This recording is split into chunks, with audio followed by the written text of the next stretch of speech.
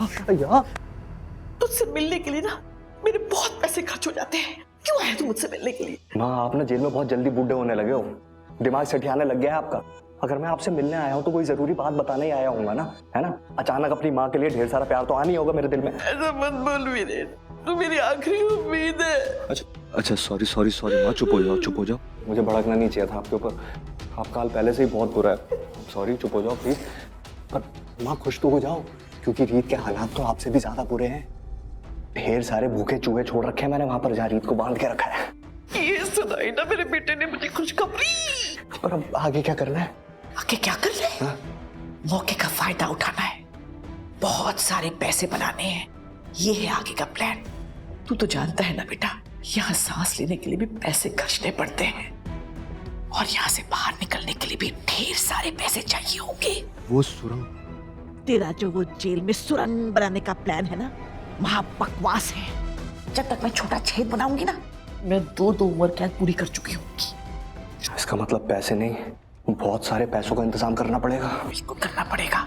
मौके का पूरा फायदा उठा बेटा, और जैसे ही राघव फिरौती की रकम दे दे, रीत को मार डाल। अब वो वैसे भी हमारे किसी काम की नहीं है। जो कहानी हमने शुरू की थी, उस कहानी का खात्मा भी हम ही करेंगे, समझ गया?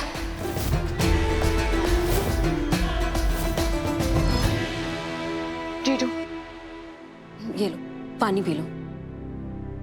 इतना परेशान मत हो राघव, पानी पी लो। नहीं चाची जी, मुझे पानी नहीं चाहिए। राघव, रीत जब गुस्से में होती है ना तो वो ऐसे ही करती है, गुस्से में चली जाती है, लेकिन जब उसका गुस्सा ठंडा होगा ना तो वो वापस आ जाएगी। तुम संभालो अपने आप को। जीजू, आपने मुझे अभी तक नहीं बताया, आप दोनों में ऐसा हुआ क्या है? कुछ तो बात सीरियस है, क्योंकि जब मैं आप दोनों को आखिरी बार मिला था तो आप दोनों में सब ठीक था, सब प्यार से ही चल रहा था ना। तो अचानक से दीदू आपका घर छोड़कर यहाँ आ गई और ये भी सब हो रहा है। आपकी आंखों में ये जो डर है, इसे देख के लग रहा है कि आपको लगता है कि दीदू अपने आप को नुकसान पहुंचा लेगी, लेकिन आप अच्छे से जानते हैं कि दीदू इतनी कमजोर नहीं है। तो अब बताइए प्लीज कि हुआ क्या आप दोनों के बीच में? काश मैं तुम्हें बता सकता ध्रुव कि मेरे और रीत के बीच की दूरियों की वजह वो इंसान है जिससे तुम बहुत प्यार करते हो और शादी करना चाहते हो। जीजू प्लीज कुछ बताइए। देखिए, सच सुनने की हिम्मत रखता हूँ मैं, प्लीज बताइए।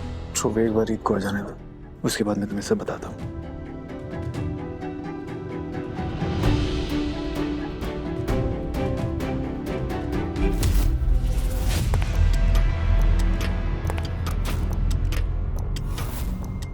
कौन हो तुम?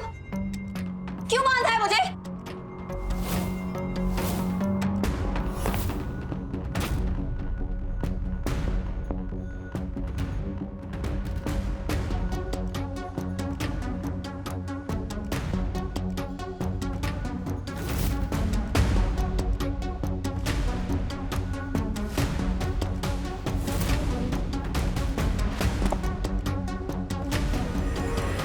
कौन हो तुम?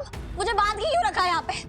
देखो, तुम जो भी करने का प्लान कर रहे हो ना, और तुम्हें लग रहा है कि तुम ये सब करके बच जाओगे, तो तुम बच नहीं सकते। समझ आ रही है तुम्हें? मैं ऐसे लोगों को जानती हूँ जो छोड़ेंगे नहीं तुम्हें। फालतू बोलने का नहीं, हमको मालूम है हम क्या कर रहे हैं। कानून के हाथ से बचोगे नहीं तुम। खोलो मुझे, मैंने कहा खोलो। कोई है? प्लीज बचाओ, बचाओ है। क्या कर रहे हो तुम? क्यों कर रहे हो ये सब? क्या बिगाड़ा है मैंने तुम्हारा? ये क्या है? देखो, तुम प्लीज छोड़ो मुझे।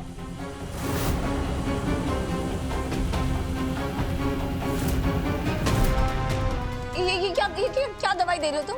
क्या कर रहे हो? बोलो। तुम मुंह बंद रखती अपना तो मुझे ये करना नहीं पड़ता, समझी अब? हाँ? नहीं प्लीज, ये क्या कर रहे हो तुम? मैंने क्या बिगाड़ा तुम्हारा? कुछ नहीं होएगा। नहीं प्लीज नहीं होएगा। छोड़ो। ये क्या दिया है तुमने मुझे?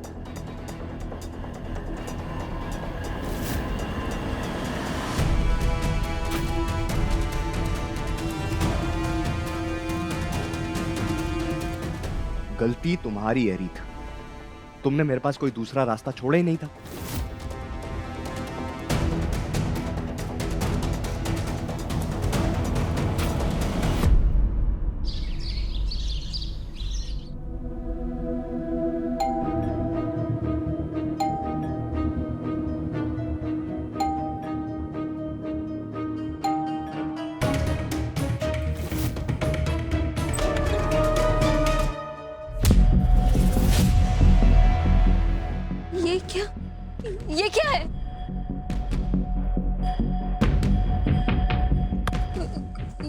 ये क्या है?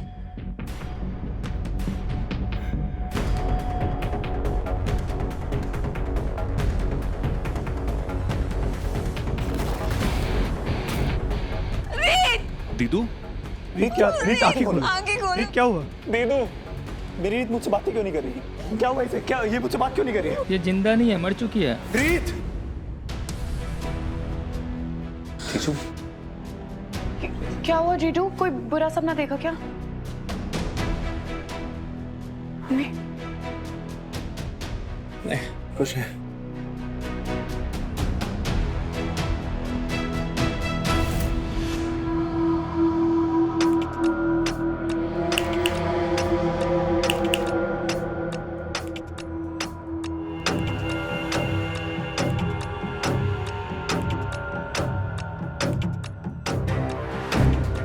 अब मुझे तुम्हें बांध के रखने की कोई जरूरत नहीं है। मैंने तुम्हारी बॉडी में जो केमिकल डाला है ना, वो काफी है तुम्हें इस जगह पे बिठाए रखने के लिए।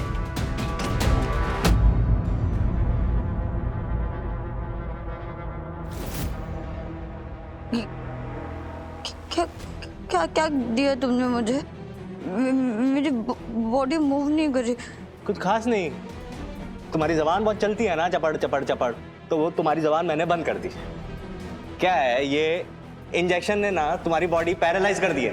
अब जब तक इसका असर तुम्हारी बॉडी में रहेगा तब तक तुम हिल नहीं पाएगी, हैं? और ये इंजेक्शन मैं तुम्हें तब तक देता ही रहेगा, देता ही रहेगा, देता ही रहेगा, जब तक कि तुम्हें छुड़ाने के लिए कोई पैसे नहीं देता था। मुझे बहुत ढेर सारे मणि, इसी मणि।